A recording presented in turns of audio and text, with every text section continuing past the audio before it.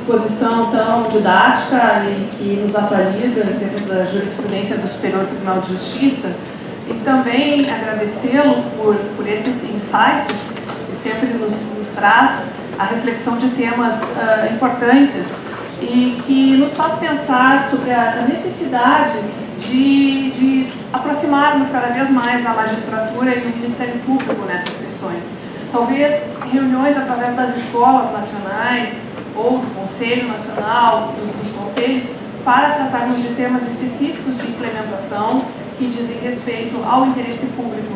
Então, mais uma vez, lhe agradecer, principalmente por essas provocações que são muito importantes para que nós estejamos sempre preocupados com o presente e com o futuro do direito ambiental no Brasil. Muito obrigada.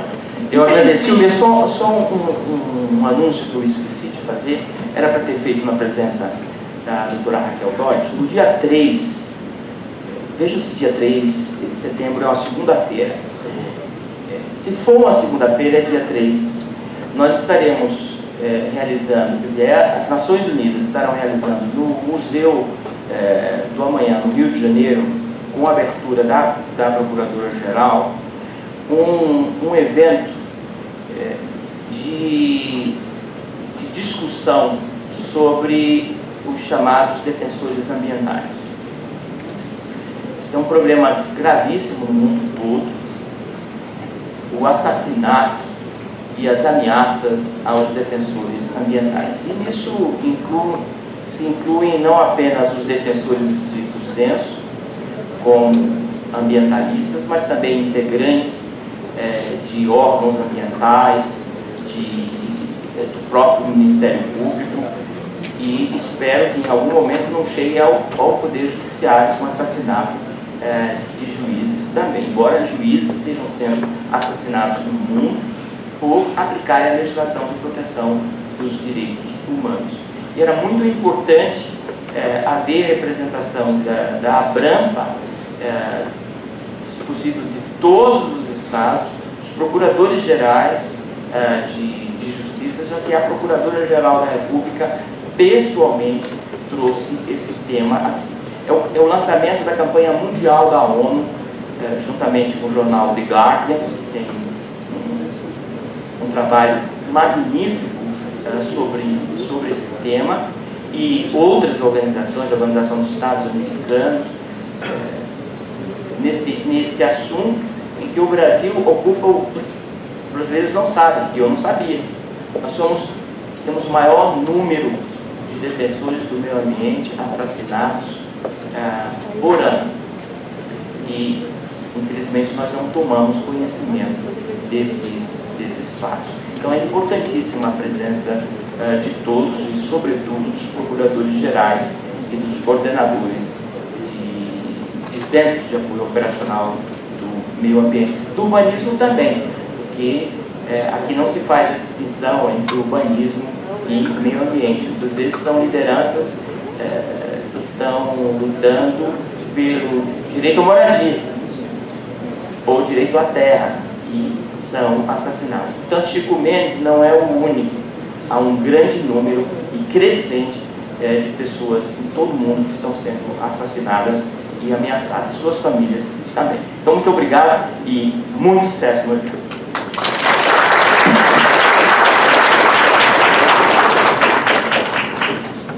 Obrigado, ministro Herman Benjamin, e a Procuradora de Justiça, a senhora Silvia Capelli.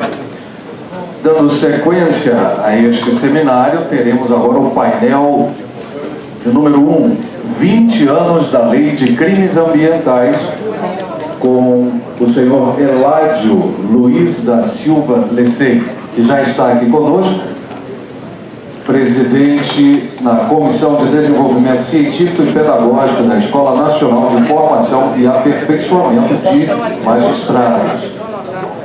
Ele recebe os cumprimentos. A palestra dele já está no notebook e convidamos a presidente da mesa, juíza de direito, senhora Cláudia Silvia de Andrade Freitas. Por gentileza.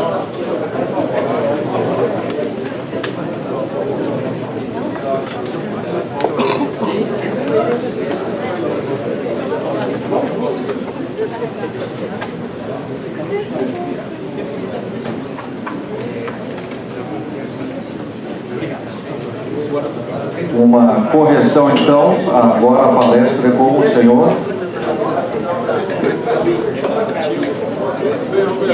Ok. Quem vai presidir então essa mesa é o conselheiro Walter Schwenk. Por gentileza, então, conselheiro.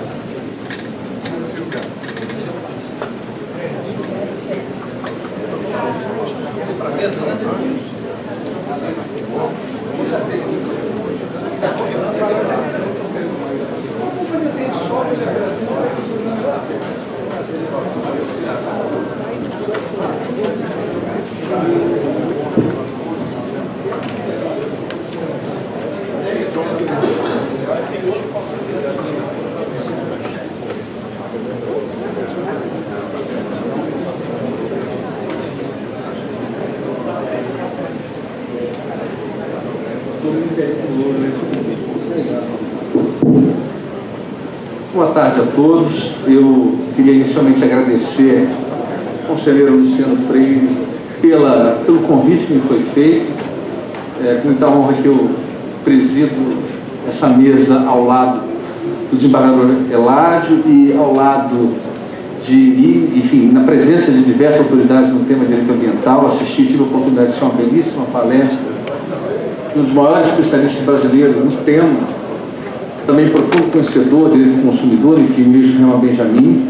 E sem maiores delongas, parabenizando pelo evento, pela qualidade dos temas e da programação, eu gostaria de apresentar rapidamente o desembargador Eládio Luiz da Silva Lecei. O desembargador é reconhecido pela aderência no tema direito ambiental, tem tido uma profícua atuação nessa matéria. Tenho certeza de que nós vamos aprender muito com Vossa Excelência. O desembargador é também presidente da Comissão de Desenvolvimento Científico e Pedagógico da Escola Nacional de Formação e Aperfeiçoamento de Magistrados, a IFAM. Salvo engano, Vossa Excelência também participou da formação, da criação da própria escola, isso mesmo, né? Ex-diretor-presidente da Escola Nacional de Magistratura também, desembargador aposentado do TJ do Estado do Rio Grande do Sul, e ex-presidente do Instituto O Direito por um Planeta Verde. Gostaria de parabenizar a Vossa Excelência pelo trabalho desempenhado nessa matéria tão importante em nosso país, um tema que não importa apenas ao Brasil, mas o Brasil naturalmente tem um protagonismo internacional em razão do nosso território e das nossas características. Mais uma vez, o conselheiro Luciano não se encontrava presente, queria reiterar o agradecimento e parabenizá-lo pela qualidade do evento, que se inicia hoje, vai também pelo dia inteiro de amanhã, vai ter que vencer a teoria da ubiquidade, estando presente tanto no seminário quanto também na nossa sessão de terça-feira. Então, sem mais delongas, passo a palavra ao desembargador Eládio para proferir a sua palestra. Muito bem, boa tarde a todos e a todas. É uma grande alegria estar aqui no Ministério Público, onde eu encontro tantos queridos amigos e amigas, E eu tenho a honra de ser sócio honorário da ABRAMPA, Associação Brasileira do Ministério Público de Meio Ambiente, o que realmente é uma honra ímpar. Quero inicialmente agradecer ao Dr. Luciano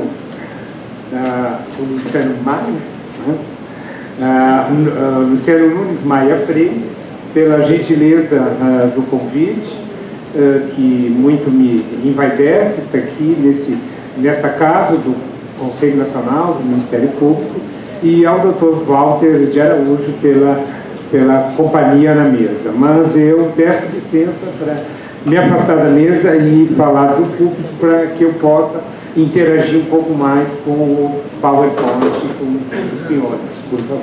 Com licença.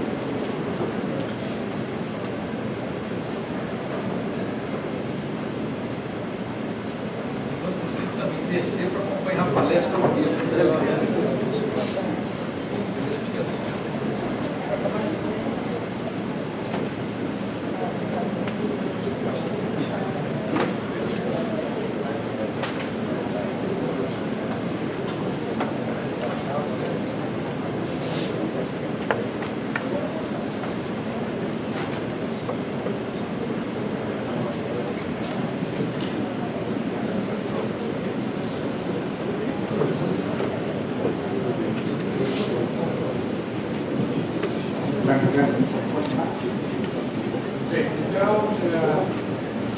acho que nesse momento a gente está falando um pouco para convertidos, não é?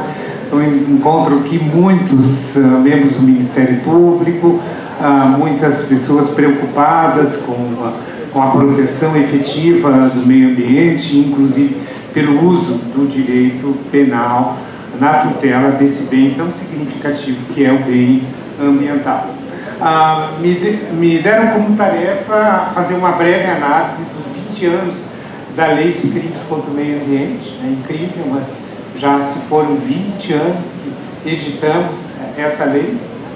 E eu gostaria de, pelo tempo que nós dispomos, de analisar, alguns dos senhores talvez já tenham me ouvido falar sobre esse tema, fazer uma breve análise do que representou essa lei, na época, nova lei de proteção ambiental, mas tendo em vista já uma doutrina bastante rica que nós temos de lá para cá e uma jurisprudência relativamente consolidada, eu gostaria de analisar alguns aspectos que me parece de maior relevância, tendo em vista o público-alvo que eu tenho aqui, como especialmente membros do Ministério Público. Evidentemente, né, a nossa lei, isso nós já dizemos há 20 anos, né, ela trouxe uma série de impactos, né, de reflexos, como uma lei não poderia deixar de ter, como reflexos na tipologia e todos esses aspectos que estão no slide que os senhores divisam.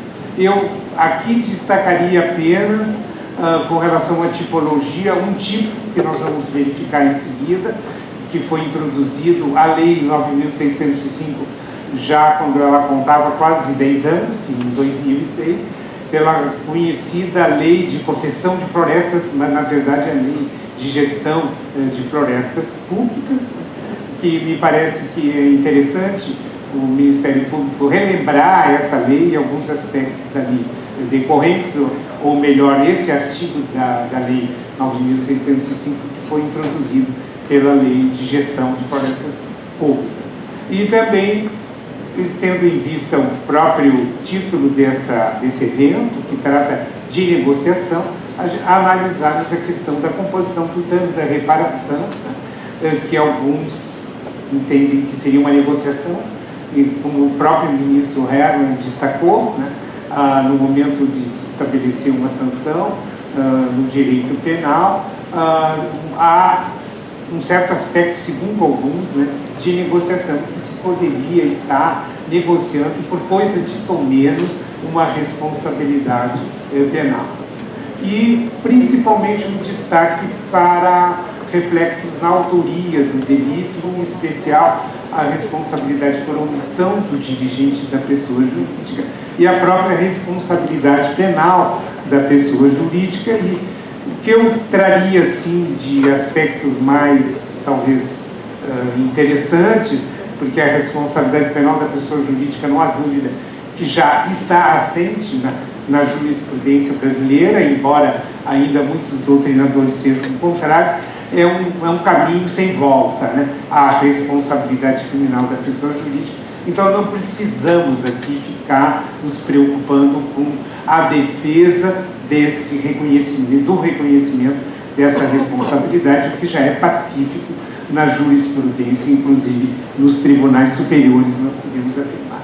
Mas talvez algo de interessante da gente refletir seria a responsabilidade penal da pessoa jurídica de direito público, que ainda não está muito afirmada, e a teoria da dupla imputação me parece que hoje é algo já pacífico, a sua não aplicação, mas eu gostaria de fazer uma reflexão sobre isso. E, finalmente, a minha proposta, que eu ainda não vi reconhecida na jurisprudência e nem da doutrina, confesso que eu estou devendo um artigo sobre esse tema, que é a questão do prazo de prescrição da pretensão punitiva relativamente à pessoa jurídica, que, na minha visão, não é o mesmo prazo aplicável às pessoas físicas.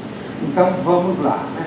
Com relação, então, à tipologia, eu ficaria apenas com esse crime de dano, digamos assim, à floresta em terras de domínio público ou de volutas, né, que na verdade é uma derivação, né, do crime do artigo 38, de uma certa forma, né, embora lá se trate de floresta de preservação permanente, mas o que eu gostaria de destacar aqui, logicamente que os membros do Ministério Público sabem disso, mas é bom a gente lembrar, né, de que a pena é mínima de 2 e máxima de 4, né?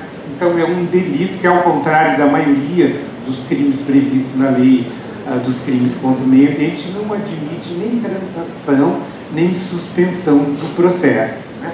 E mais, né, o parágrafo 2º, que prevê uma causa de aumento de pena, então não é uma agravante, e sim uma causa de aumento de pena bem expressiva, de 1 ano por milhar de hectare da área explorada que venha a ser degradada. E a característica, como os senhores sabem, da causa de aumento de pena é que, ao contrário da agravante, que ela não fica restrita ao máximo combinado no tipo, ou seja, a pena poderá ultrapassar os 4 anos de reclusão.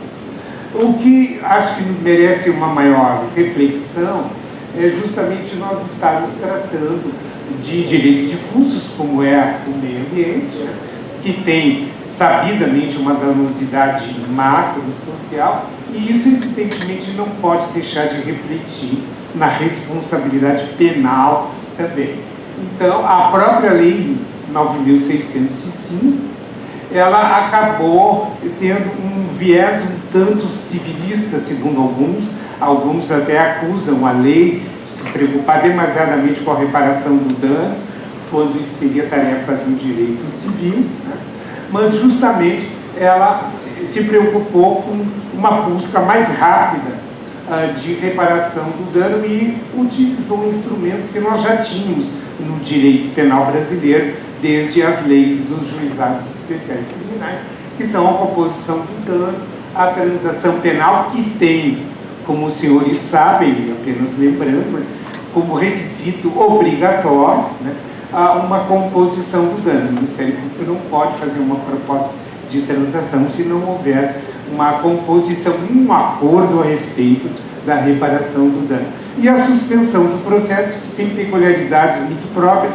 Para qualquer crime, a suspensão do processo, ela tem, evidentemente, a reparação do dano como uma condição, mas em matéria ambiental, essa condição assume um relevo no sentido de que o juiz não pode decretar a extinção da punibilidade depois de transcorrido o prazo da suspensão do processo, se não ficar comprovado por laudo a reparação do dano. E nós já temos casos na jurisprudência brasileira em que juízes decretaram a extinção da punibilidade por ausência de laudo, ou seja, não havia nos autos prova nem da reparação e nem da não reparação do dano, e os tribunais cassaram essas decisões, determinando que fosse efetivada uma perícia para constatar ou não a reparação do dano.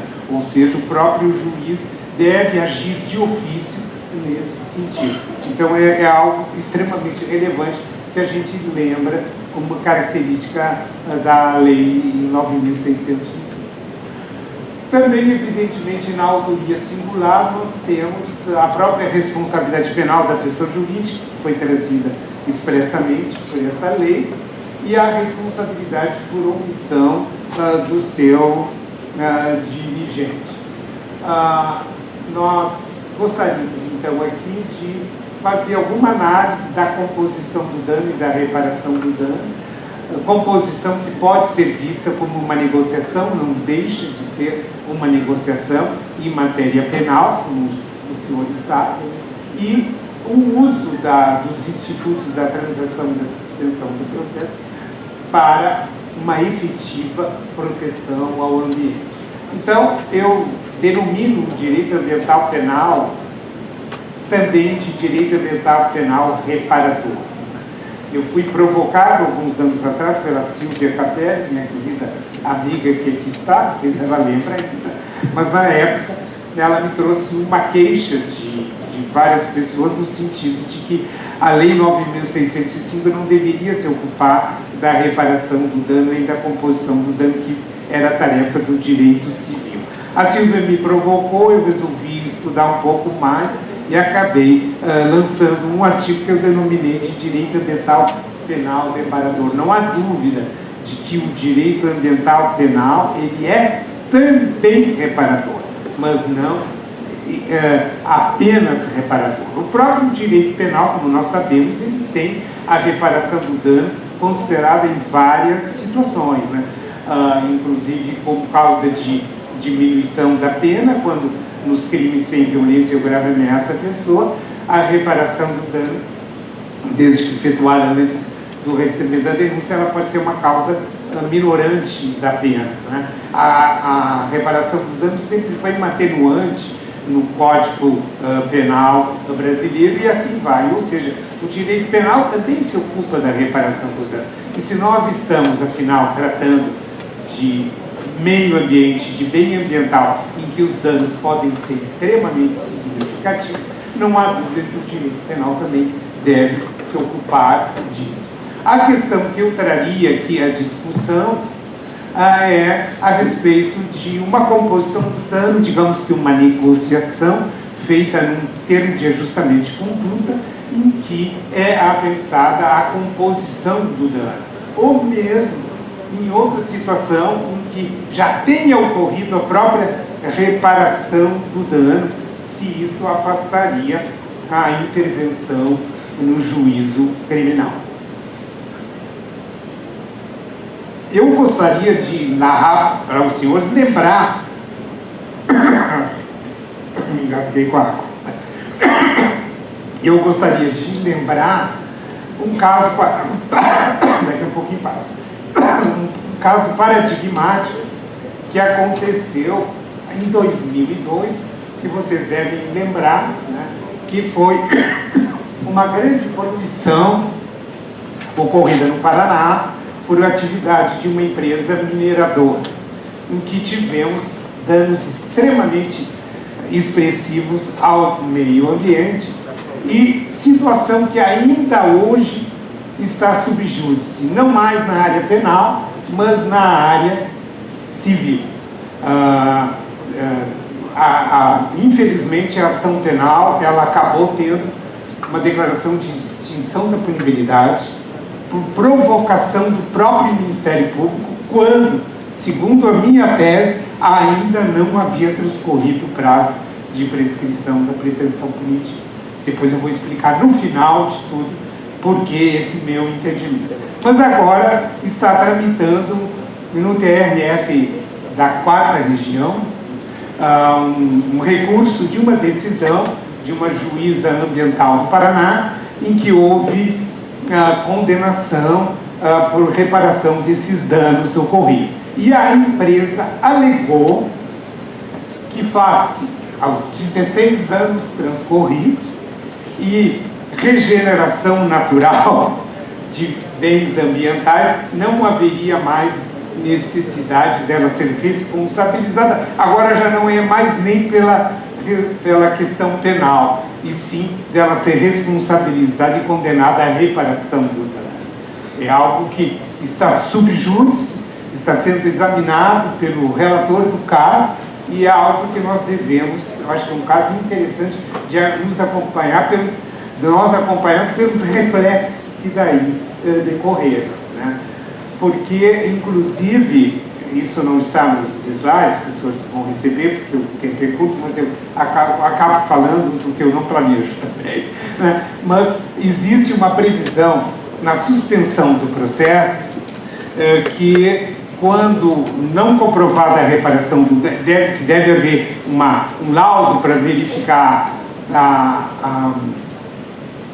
recuperação do bem, ou melhor, a reparação do dano, e a própria prorrogação por alguns anos da suspensão do processo até que se comprove a reparação. Mas nós tivemos um caso na jurisprudência muito interessante, que agora eu lembrei de comparar com esse caso da mineradora que está ocorrendo agora no Sírio, que foi um caso no Rio Grande do Sul, em que cortes de árvores, danos em florestas de preservação permanente, e que foi estabelecida a suspensão do processo, e o juiz retirou como condição da suspensão do processo a reparação do dano, porque teria havido regeneração natural da vegetação.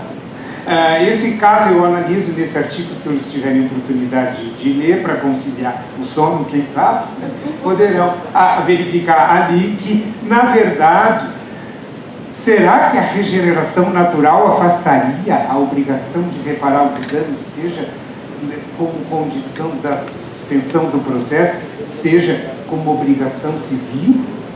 E a perda intercorrente que nós temos, e por aí vai. Não é? Então, nos parece que realmente é interessante nós examinarmos esse caso também. Aqui não houve um TAC, né? Mas digamos que tenha havido um termo de ajustamento de conduta e que tenha havido uma composição do dano, ou até que tenha sido reparado espontaneamente ou não pelo autor do fato o dano. Isso afasta a intervenção no juízo criminal. Infelizmente, nós já tivemos. Então, essa é a questão que nós colocamos aqui como um exemplo, né? Por exemplo, causado dano à floresta de preservação permanente, ajustada a composição do dano ou reparado o dano ambiente, é possível o ajuizamento da ação penal. Edson Milaré entende que não mais. Eu escrevi um artigo sobre esse tema, onde ele considera que o direito penal teria atingido a sua finalidade com a reparação do dano, que não haveria mais necessidade de intervenção no juízo criminal. E, inclusive, nós já tivemos casos de agentes do Ministério Público se pronunciarem pelo arquivamento daquela investigação, considerando a existência, seja com TAC ou sem TAC, de uma composição, de uma reparação do dano.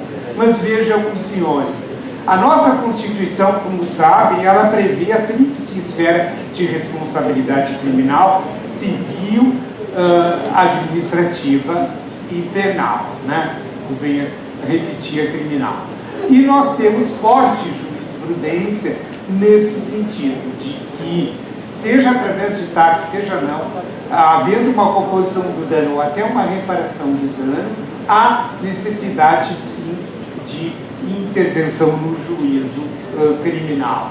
Senão nós chegaríamos a uma situação como esse acórdão bem reflete e que tem algo a ver com o que o ministro Herman falou no final da sua intervenção.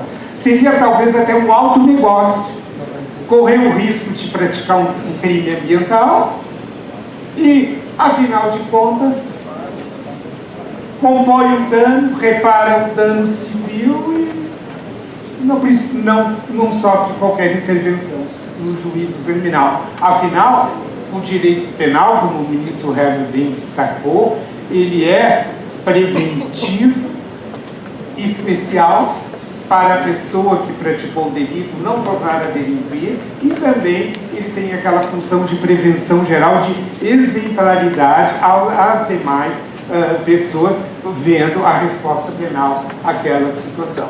Ou seja, o TAC ou uma composição do dano, ela não tem outro reflexo em matéria penal que não seja na aplicação da pena, talvez como uma atenuante, se a reparação do dano tiver ocorrido até o momento da sentença.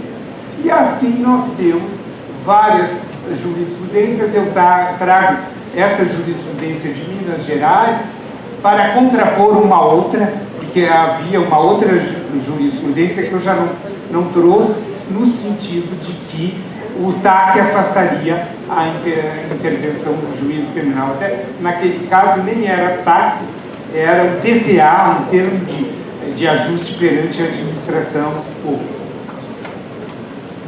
E temos também jurisprudências atuais, né? Eu cito uma da ministra Maria Tereza de Assis Moura, a minha estimada diretora-geral da Infam, aplicada para o direito penal do consumidor, mas que é aplicável, evidentemente, também ao direito ambiental penal.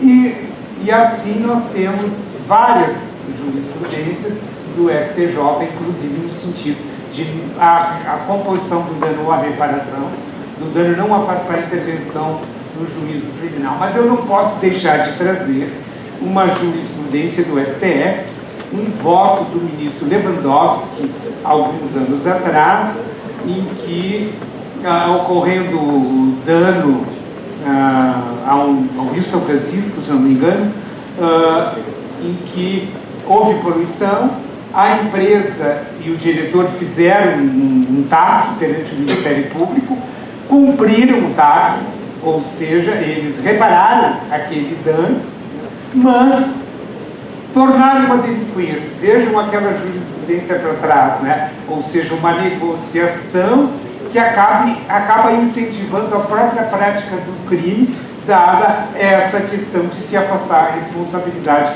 penal. E o ministro Lewandowski, ao analisar essa questão, ele votou nesse sentido.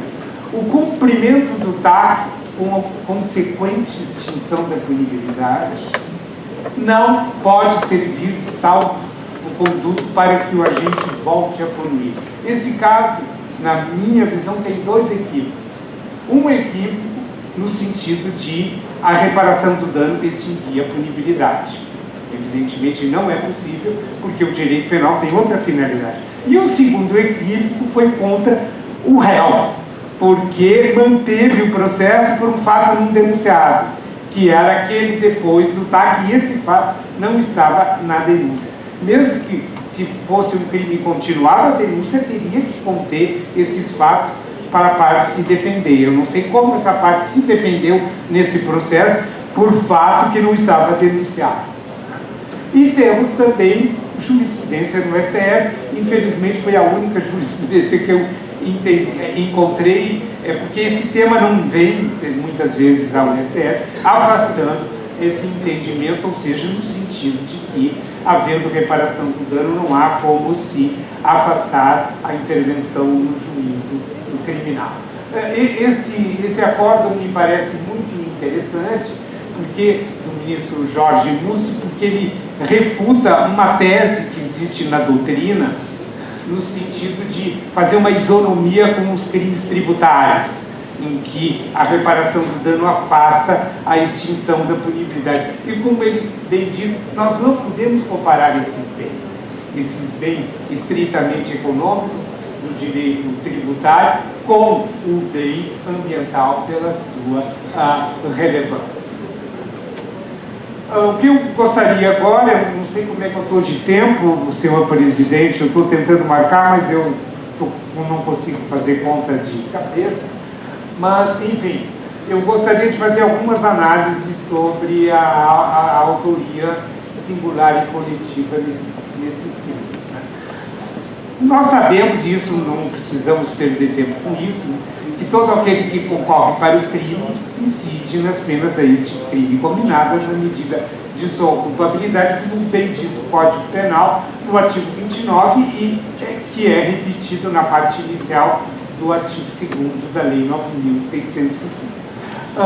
E, evidentemente, um dirigente de uma pessoa jurídica, quando delibera ou quando toma ações positivas por uma conduta, por uma atividade que seja da pessoa jurídica que possa degradar o meio ambiente, que isso seja elemento de um crime ambiental, ele também deve responder ao delito como autor, coautor ou partícipe, conforme a teoria que nós adotamos para distinguir os concorrentes na prática do delito. Até aqui não há novidade alguma que a lei tivesse trazido, bastava a aplicação do artigo 29 do Código Penal. Agora, a Lei 9.605 explicitou uma outra responsabilidade por omissão, e isso está na parte final do artigo 2º da Lei 9.605, e elenca uma série de pessoas, não apenas o dirigente da pessoa jurídica, que eu aqui destaco, no sentido de, sabendo da conduta criminosa de outrem no seio da pessoa jurídica, deixar de agir para impedir a sua prática. Ou seja, é uma responsabilidade não por ação, não por determinar algo, mas sim por deixar de evitar que aquilo aconteça, quando ele tem, pela Lei 9.605, o dever de agir para evitar aquele resultado previsto no crime contra o meio ambiente. Ou seja, aqui nós estamos aplicando o artigo 13, parágrafo 2º da Lei 9.605, que prevê, dentre as hipóteses de relevância da omissão, quando a pessoa tem um dever legal de agir para impedir o crime. E aqui a Lei 9.605, no artigo 2º, trouxe esse dever de agir. Fiz uma pesquisa agora recente, nos últimos dias, no STJ, não encontrei quase jurisprudência significativa nesse sentido, mas destaco esse da ministra Maria Tereza de Assis Moura, que aponta, então, a responsabilidade. Aqui nós encontramos, na verdade, na minha ótica, uma responsabilidade tanto por ação quanto por omissão, porque ali está dito assim: a responsabilidade penal do sócio administrador e da pessoa jurídica, então aqui havia corresponsabilidade das duas pessoas, né? Resta regularmente demonstrar na hipótese em que este concorre para a realização do crime, ordenando a limpeza do terreno. Então aqui já seria uma responsabilidade por ação, na minha visão, não sei se os senhores e as senhoras concordam. Mas também está destacado que, sabendo da prática de conduta típica descrita no artigo 388-A, pelo seu preposto, deixou de agir quando podia e devia agir para evitá-lo. Então, me parece uma jurisprudência interessante, porque ela destaca justamente essa responsabilidade por omissão do dirigente da pessoa jurídica.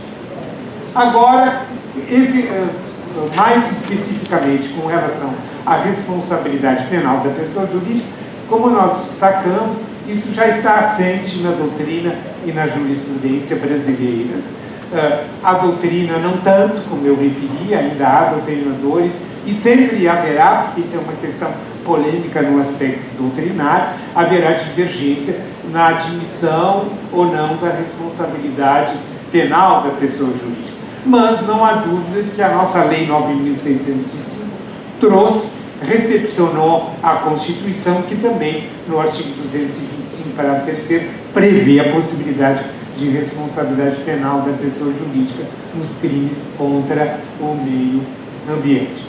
Então, não há dúvida que isso está assente. A própria jurisprudência, já temos decisões no próprio STF no sentido dessa admissibilidade.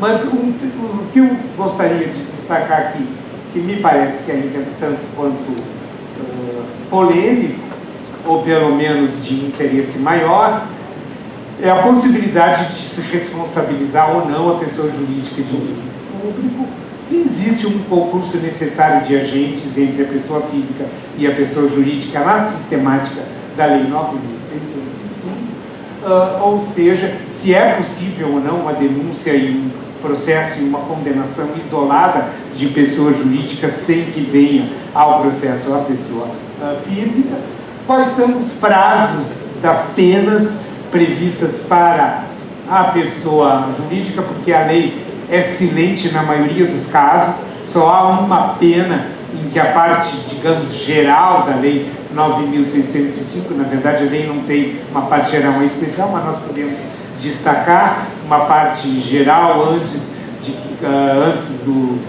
do artigo 29, que trata dos crimes em espécie.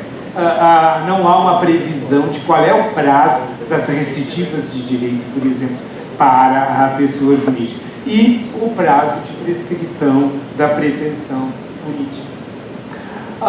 Com relação à responsabilidade penal da pessoa jurídica de direito público, isso é divergente, inclusive na jurisprudência. A nossa lei previu a responsabilidade criminal da pessoa jurídica sem fazer exceção, ao contrário da lei francesa, que não deixou de ser espelho um pouco para a nossa lei brasileira. A lei francesa exclui expressamente a pessoa jurídica de direito público Estado, que, segundo a lei francesa, ele não pode, então, ser responsabilizado por crimes, né?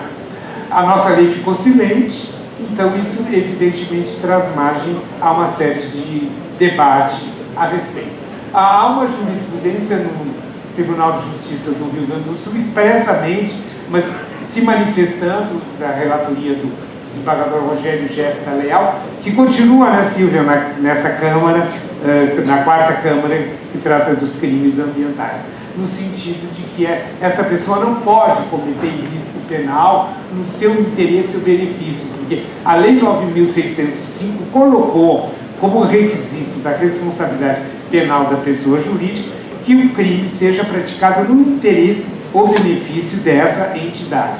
Então, é quase que um sofisma, né? A pessoa jurídica, ela tem interesse na preservação ambiental, ela tem dever na preservação ambiental, então nunca é de acordo ao seu interesse um crime, a prática de um crime contra o meio ambiente.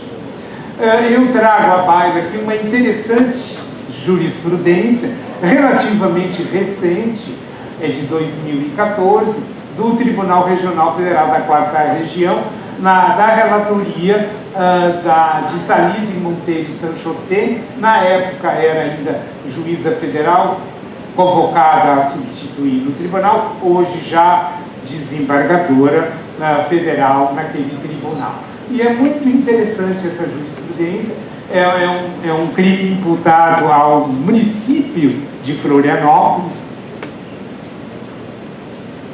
se não me engano, por loteamento irregular com danos ao meio ambiente, e ela traz uma série de argumentos favoráveis à responsabilização criminal da pessoa jurídica.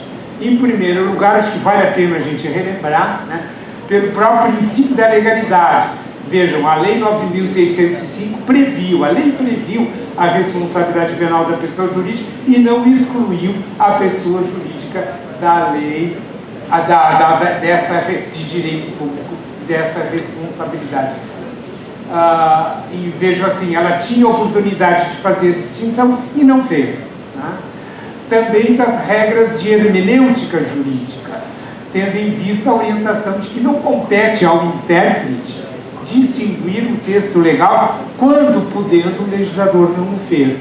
Então, se o legislador não o fez, é porque a mens legis seria nesse sentido, de não afastar a responsabilidade criminal da pessoa jurídica de direito público. O princípio da isonomia, para que não se dê um tratamento desigual às pessoas jurídicas de direito privado e de direito público, né? Destacando justamente que é obrigação constitucional dos entes públicos a garantia do meio ambiente ecologicamente equilibrado. O próprio princípio da eficiência foi chamado nesse julgado, no sentido, evidentemente, que nós teríamos uma melhor salvaguarda do meio ambiente, responsabilizando mais esta pessoa por crime ambiental. E ainda porque, embora tenham sido criadas para defender o interesse público, as entidades dela muitas vezes cometem arbitrariedades, devendo existir um instrumento apto a coibir tais agressões. E pela possibilidade de aplicação de pena, porque evidentemente existem penas alternativas previstas na Lei 9.605 que podem estar consentâneas com a natureza da pessoa jurídica, tanto de direito público quanto de direito privado. Então, esse julgado acabou entendendo de responsabilizar, admitir a responsabilidade criminal do município de Florianópolis, aqui em conjunto com pessoas físicas também. Nesse caso, havia também denúncia a pessoas físicas no conjunto com a jurídica. E aqui é que vem essa questão, que nesse julgado, nesse caso foi interessante. Na verdade, não foi conjunto. A denúncia foi apenas contra o município de Florianópolis. Não houve pessoa física denunciada em conjunto, o que vinha na contramão da teoria da dupla imputação, que na época existia em entendimento no STJ.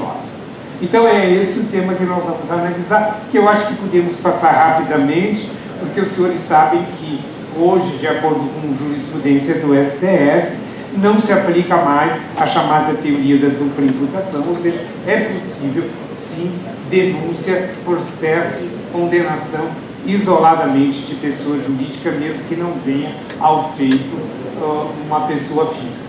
Essa interpretação da teoria da dupla imputação vem de acordo em decorrência do texto da Lei 9.605, que colocou como requisito que haja deliberação, né, se não me engano é isso, né, nos casos em que a infração seja cometida por decisão de seu representante legal ou contratual ou de seu órgão colegiado, ou seja, pessoas físicas decidindo no interesse ou benefício da pessoa jurídica. Isso acabou trazendo jurisprudência. Nós temos acordos, paradigmas, que eu acho que muitos agentes do Ministério Público se depararam com esses acordos no STJ.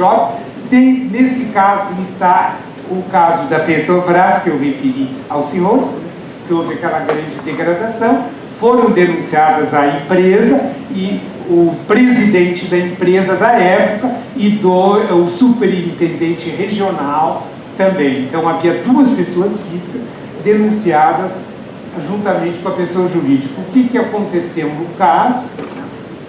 O Tribunal Regional Federal da 4ª Região manteve a admissibilidade da ação penal contra a empresa e os dirigentes, que na época estavam no processo também.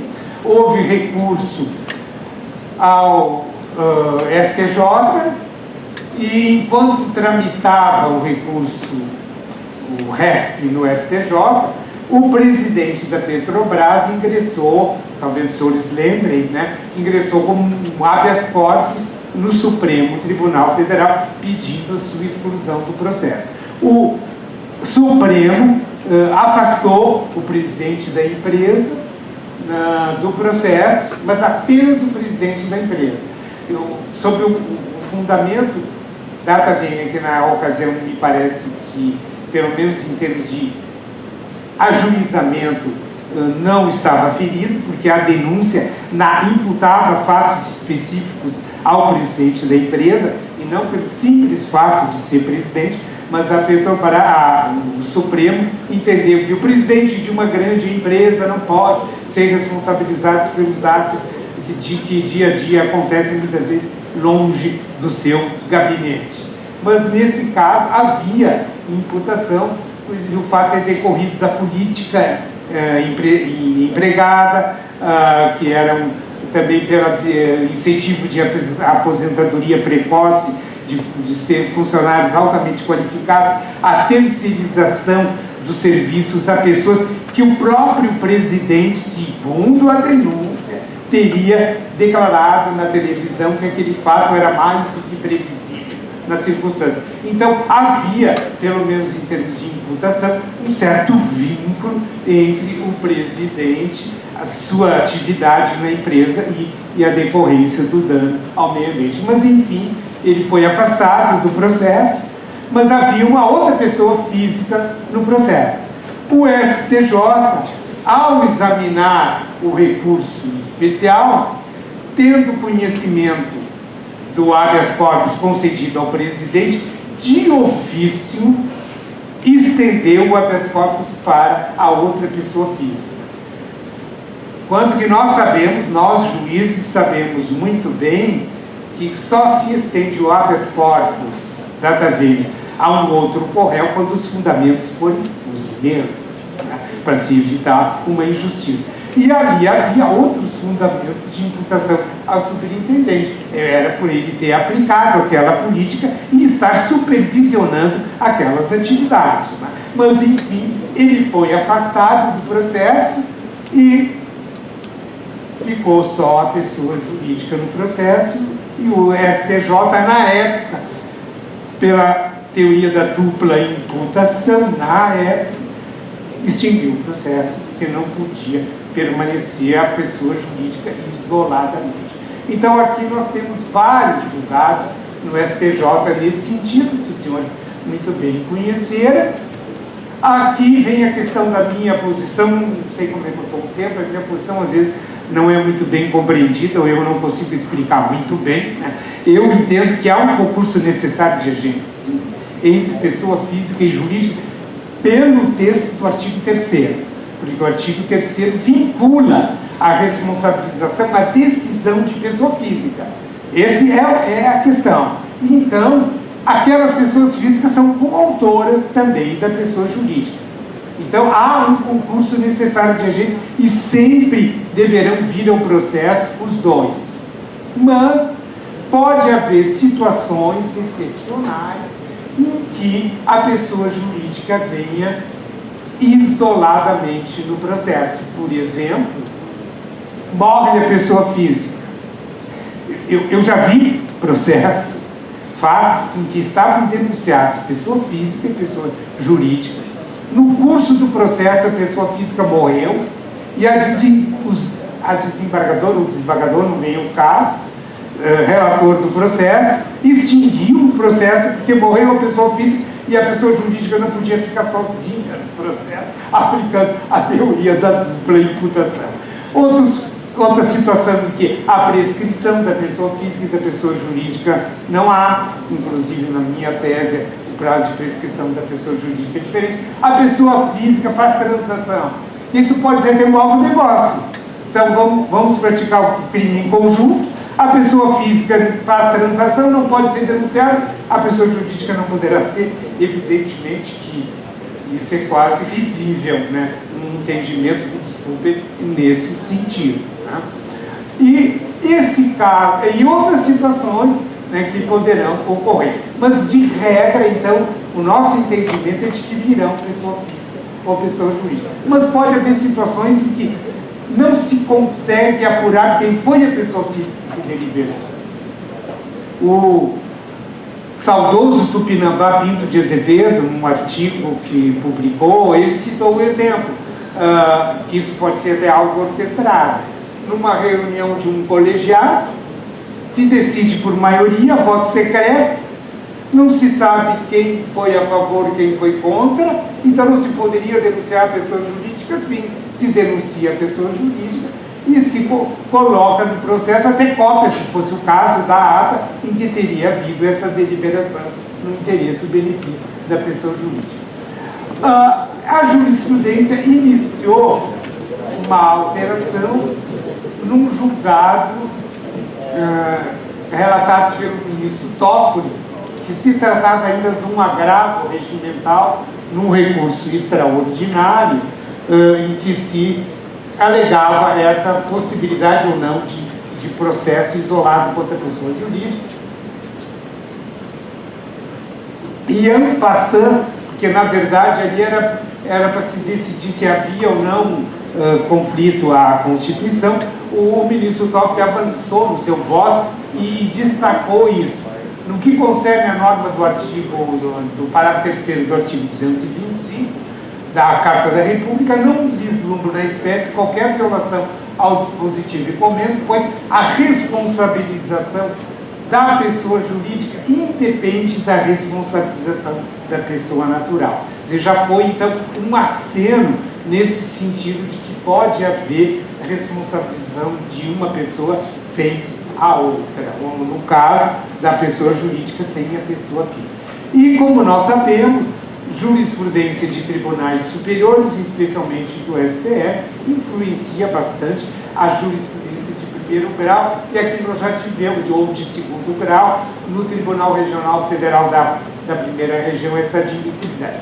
Para concluir, só dando um minutinho para a prescrição, eu gostaria de destacar que, segundo a acórdão relatado pela ministra Rosa Weber, naquele mesmo caso da Petrobras, vejam, aquele processo que havia morrido no STJ, acabou ressuscitando, entre aspas, no STF, num recurso extraordinário, e que lamentavelmente demorou muito a ser examinado, porque o relator era o ministro Menezes do Direito, que faleceu, aí o processo ficou parado muito tempo, esse agravo regimental, e a ministra Rosa Weber, então, trouxe a plenário e ficou decidido, no caso, por maioria, na verdade, se não me engano, 3-2, de que sim, é possível a responsabilização criminal isolada da pessoa jurídica, mesmo que não estejam no processo pessoas físicas. E aqui, com isso, então, foi afastada a teoria da dupla imputação. Os senhores vão receber esses slides, eu autorizei a quem interessar, e vocês poderão ler com mais detalhes. Mas é um caso paradigmático. Aí, o que aconteceu? Foi determinado o prosseguimento do processo contra a Petrobras, a juíza deu vista ao Ministério Público que pediu a decretação da extinção da punibilidade pela prescrição. Porque o fato era de 2002 e a decisão foi de 2014. E essa jurisprudência fez escola, isso alterou a jurisprudência do STJ, que nós temos vários julgados, inclusive julgados agora de 2018, no próprio STJ, afastando então a teoria da dupla imputação e admitindo sim a responsabilização criminal isolada da pessoa jurídica. O prazo das restritivas eu vou falar rapidamente, porque aqui eu vou fazer uma analogia e depois eu vou afastar isso com relação à prescrição. A Lei 9.605 não prevê o prazo das restritivas de direito, mas tem uma que tem prazo, que é a proibição de contratar com o poder público e dele obter subsídios, que o prazo é até 10 anos. E isso já leva para um prazo de prescrição diferenciado na nossa visão. Mas, então, a jurisprudência tem admitido aqui uma analogia, que seria analogia em Bonaparte, porque é para dar um prazo, é para ter um termo, no sentido de que, então, deve-se ver o tipo de cada delito na Lei 9.605 ou em qualquer outra lei que preveja crimes contra o meio ambiente, previstos para a pessoa física, então, por exemplo, 1 a 4 anos, e esse seria o prazo aplicável para as restritivas de direito à pessoa jurídica, porque para a pessoa física, a restritiva de direito ela pode substituir a pena privativa de liberdade, e o Código Penal é expresso dizendo que o prazo é o mesmo da pena privativa de liberdade aplicável. E é o que tem levado também ao entendimento do prazo de prescrição da pretensão punitiva, ou seja, aquele prazo para se poder ainda processar, certo? E a jurisprudência que eu encontrei e fiz pesquisa agora, questão de uma semana atrás, eu finalizei, né? Eu encontrei jurisprudência, inclusive no próprio STF, da relatoria do ministro Gilmar Mendes e outras no STJ, até de 2018, dizendo que o prazo de prescrição da pretensão punitiva da pessoa jurídica é o mesmo da pessoa física. Ou seja, se vê qual é as penas previstas em cada tipo, e aí se aplica, sim, o Código Penal e se dá o prazo. Então, foi o que fizeram no caso da Petrobras. Mas, na verdade, nosso entendimento é o seguinte: a prescrição da pretensão punitiva ela é norteada pela pena máxima combinada. E existe uma pena combinada no artigo 22, parágrafo 3º, para a pessoa jurídica, que é de 10 anos, a proibição de contratar com o poder público e obter subsídios. E isso, em tese, em qualquer situação pode ser aplicável. Então, esses 10 anos